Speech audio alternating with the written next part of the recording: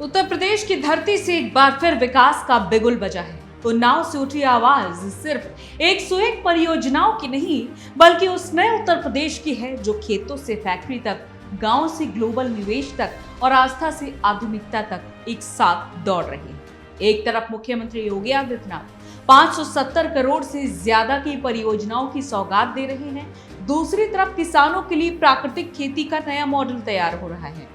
बिहार में विकसित भारत का संकल्प गूंज रहा है।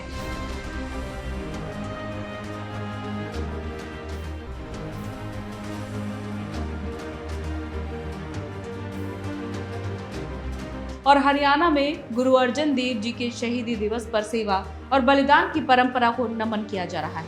लेकिन इन सब के बीच सबसे ज्यादा चर्चा उस बयान की हो रही है जिसमें योगी आदित्यनाथ ने विपक्ष की तुलना रामायण के खर दूषण से कर दी। आखिर क्यों दिया गया ये उदाहरण?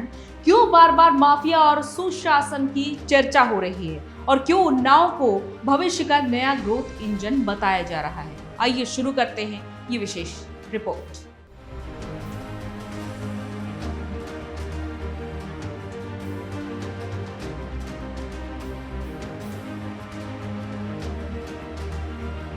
नमस्कार, स्वागत है आपका न्यूज वॉच इंडिया में।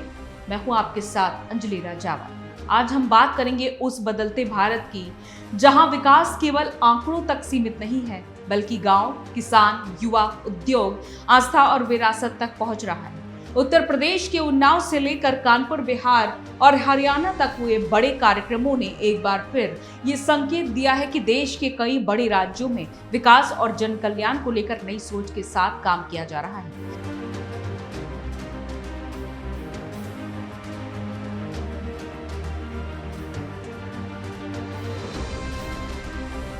और इन कार्यक्रमों के केंद्र में रहे उत्तर प्रदेश के मुख्यमंत्री योगी आदित्यनाथ, जिन्होंने विकास, किसानों, निवेश और कानून व्यवस्था को लेकर कई बड़े संदेश दिए। उन्नाव, कानपुर, बिहार, हरियाणा, विकास, किसान और संस्कृति का संगम। उत्तर प्रदेश के उन्नाव में मुख्यमंत्री योगी आदित्यनाथ ने 570 करोड़ से ज्यादा लागत की 101 विकास परियोजनाओं का लोकार्पण और शिलान्यास किया। और ये सिर्फ परियोजनाओं का उद्घाटन नहीं था, बल्कि एक बड़े विजन का हिस्सा था। सड़कें, स्वास्थ्य सेवाएं, शिक्षा, पेयजल, ग्रामीण विकास और बुनियादी ढांचे से जुड़े कार्यों को नई गति देने का संदेश इस मंच से दिया गया। मुख्यमंत्री ने कहा कि उत्तर प्रदेश आज देश की सबसे तेजी से बढ़ती अर्थव्यवस्थाओं में शामिल होने की दिशा में आगे बढ़ रहा है और सरकार विकास को अंतिम व्यक्ति तक पहुंचाने के लिए प्रतिबद्ध है। उन्नाव को लेकर योगी आदित्यनाथ का विशेष जोर इसलिए भी महत्वपूर्ण माना जा रहा है क्योंकि ये जिला लखनऊ और कानपुर के बीच स्थित है। आने वाले समय में स्टेट कैपिटल रीजन की अवधारणा के तहत ये क्षेत्र निवेश, उद्योग और रोजगार का बड़ा केंद्र बन सकता है। मुख्यमंत्री ने कहा कि विकास और विरासत को साथ लेकर चलना ही सरकार की प्राथमिकता है। 570 करोड़ की सौगात, उन्नाव में 101 परियोजनाएं, विकास की रफ्तार तेज। मुख्यमंत्री योगी आदित्यनाथ ने अपने संबोधन के दौरान विपक्ष पर भी जमकर निशाना साधा। उन्होंने समाजवादी पार्टी और कांग्रेस का नाम लेते हुए कहा कि जब भी उन्हें इन दलों का शासन याद आता है, उन्हें रामायण के खरदूषण की याद आती है। योगी ने यह भी कहा कि पहले प्रदेश में अपराधियों और माफियाओं का बोलबाला था, लेकिन आज कानून का राज स्थापित हुआ है। उन्होंने आरोप लगाया कि कुछ राजनीतिक दल आज भी अपराधियों और माफियाओं के लिए सहानुभूति रखते हैं, जबकि उनकी सरकार अपराध मुक्त उत्तर प्रदेश बनाने के लिए लगातार काम कर रही है। मुख्यमंत्री का ये बयान राजनीतिक गलियारों में चर्चा का विषय बना हुआ है। जगतजननी मां भगवती की प्रतीक है, वह तो खर और दूषण और चंड और मुंड से बहुत अच्छी तरह निपटना जानती है। वह तो कतई स्वीकार करेगी ही नहीं, क्योंकि वह इस बात को भूलती नहीं है। जब समाजवादी पार्टी की चर्चा होती है तो देखती है लोग कोई ना कोई ट्वीट कर लेता है, कह देता है देख सफाई, बिटिया घबराई। यही तो होता था प्रदेश में। योगी का विपक्ष पर हमला, याद आते हैं खरदूषण, माफिया राजनीति पर बड़ा वार। उन्नाव कार्यक्रम की सबसे महत्वपूर्ण कड़ी रही प्राकृतिक खेती कार्यशाला 2026।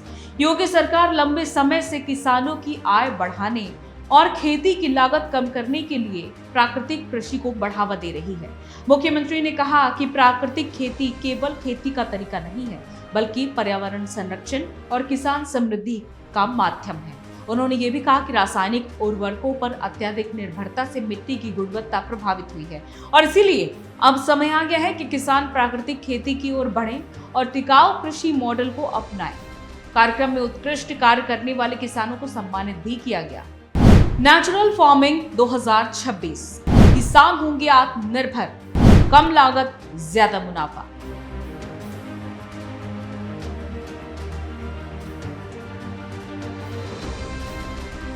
कानपुर में आयोजित नेचुरल फार्मिंग वर्कशॉप 2026 ने इस अभियान को और मजबूती दी। कृषि मंत्री सूर्य प्रताप शाही ने किसानों को संबोधित करते हुए कहा कि उत्तर प्रदेश में कृषि क्षेत्र में एक नई क्रांति की शुरुआत हो चुकी है। सरकार किसानों को आधुनिक तकनीक, वैज्ञानिक कृषि पद्धतियों और प्राकृतिक खेती से जोड़ रही है। उन्होंने कहा कि मुख्यमंत्री योगी आदित्यनाथ के नेतृत्व में प्रदेश का किसान आत्मनिर्भर बनने की दिशा में तेजी से आगे बढ़ रहा है। नई तकनीकों के प्रयोग से उत्पादन बढ़ेगा, लागत घटेगी और किसानों की आमदनी में भी वृद्धि होगी। कृषि मंत्री सूर्य प्रताप शाही का खेती में नई तकनीकों का आय बढ़ाने का रोड मैप। योगी आदित्यनाथ ने उन्नाव के मंच से एक और महत्वपूर्ण बात कही। उन्होंने कहा कि उत्तर प्रदेश पर भगवान श्री राम और ठाकुर बांके बिहारी की विशेष कृपा बरस रही है। मुख्यमंत्री ने विश्वास जताया कि प्रदेश में विकास के लिए संसाधनों की कोई कमी नहीं है और आने वाले वर्षों में उत्तर प्रदेश देश की आर्थिक शक्ति के रूप में उभरेगा। उत्तर प्रदेश में तो साक्षात प्रभु श्री राम का आशीर्वाद बरसता है, बांके बिहारी वृंदावन की कृपा बरसती है।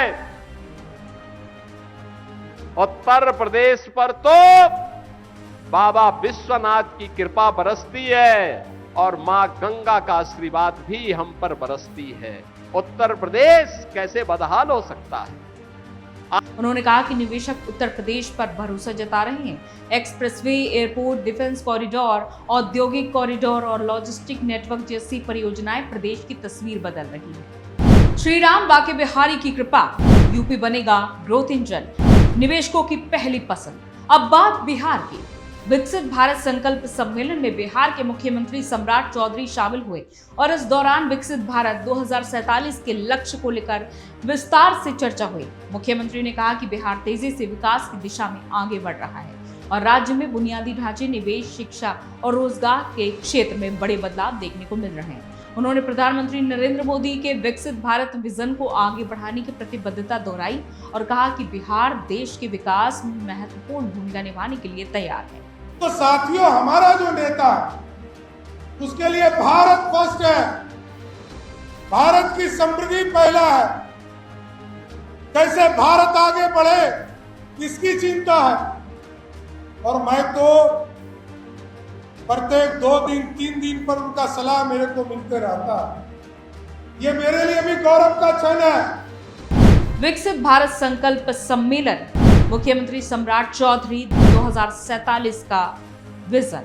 हरियाणा में गुरु अर्जन देव जी के शहीदी दिवस पर आयोजित कार्यक्रम ने विकास के साथ आध्यात्मिक मूल्यों को जोड़ने का संदेश दिया। मुख्यमंत्री नायब सिंह सैनी ने 5वें सिख गुरु को श्रद्धांजलि अर्पित करते हुए कहा कि गुरु अर्जन देव जी का जीवन सेवा, समर्पण, साहस और धार्मिक स्वतंत्रता का प्रतीक है। उन्होंने कहा कि समाज को जोड़ने, भाईचारा बढ़ाने और मानवता की सेवा करने का संदेश आज भी उतना ही प्रासंगिक है जितना सदियों पहले था। कार्यक्रम में बड़ी संख्या में श्रद्धालु शामिल हुए और गुरु परंपरा को नमन किया। गुरु अर्जन देव जी की शहीदी दिवस, सेवा, समर्पण, बलिदान। अगर इन सभी कार्यक्रमों को एक साथ देखा जाए तो एक तस्वीर साफ नजर आती है। एक ओर उत्तर प्रदेश में योगी आदित्यनाथ विकास, निवेश, कानून व्यवस्था और किसानों के मुद्दे को आगे बढ़ा रहे हैं, तो दूसरी तरफ बिहार विकसित भारत के लक्ष्य को लेकर अपनी भूमिका तय कर रहा है और हरियाणा सांस्कृतिक विकास तथा सामाजिक समरसता को मजबूत करने का प्रयास कर रहा है। प्यारी साध संगत जीओ, ਇਹ ਸਾਡੀ ਸੰਸਕ੍ਰਿਤੀ ਦਾ ਉਹ ਮੂਲ ਤੱਤਵ ਹੈ। ਸ੍ਰੀ ਗੁਰੂ ਅਰਜਨ ਦੇਵ ਜੀ ਨੇ ਸਾਨੂੰ ਜੋ ਸਿਖਾਇਆ ਹੈ ਕਿ ਸਮਾਜ ਵਿੱਚ ਸਮਰਸਤਾ किस तरह लाई जाती है।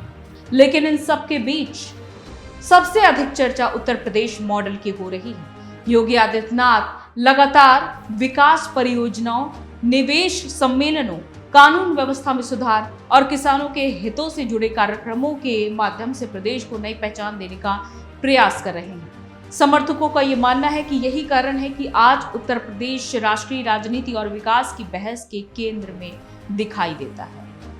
विकास का नया अध्याय, किसान, युवा, निवेश, विरासत, यही है बदलते भारत की तस्वीर, जहां विकास के साथ संस्कृति, किसान के साथ तकनीक और विरासत के साथ भविष्य को जोड़ने की कोशिश दिखाई देती है। आने वाले समय में इन योजनाओं का असर कितना व्यापक होता है और ये तो वक्त बताएगा, लेकिन फिलहाल उन्नाव, कानपुर, पटना और हरियाणा से निकला संदेश यही है कि विकास की राजनीति अब देश की सबसे बड़ी चर्चा बन चुकी है। तो आपको ये वीडियो कैसा लगा? अगर आपको ये वीडियो इंफॉर्मेटिव लगा हो, अच्छा लगा हो, तो इस वीडियो को ज्यादा से ज्यादा शेयर करिए। चैनल को सब्सक्राइब करना बिल्कुल मत भूलिए। नमस्कार।